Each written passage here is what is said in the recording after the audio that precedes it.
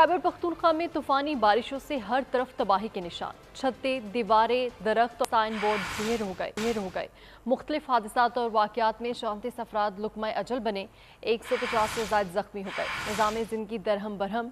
सबसे ज़्यादा तबाही बन्नू में हुई, जहां 15 अफराद जान की बाजी हार गए और 100 से ज़ायद ज़ख्मी हुए। वज़ीर आज़म शहबाज शरीफ ने वाक़यात पर अफसोस का इजहार करते हुए कहा है कि हुकूमत मुतासरा अफराद की मदद करेगी।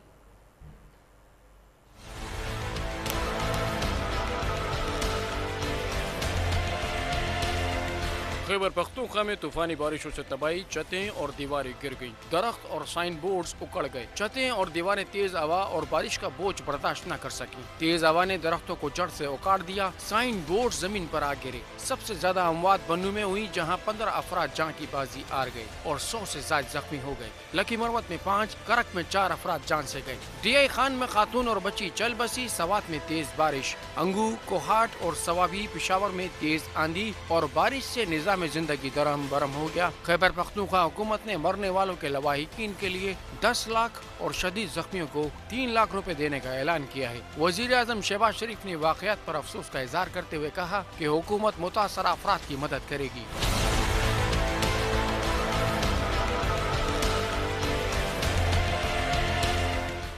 पहला रूसी खाम तेल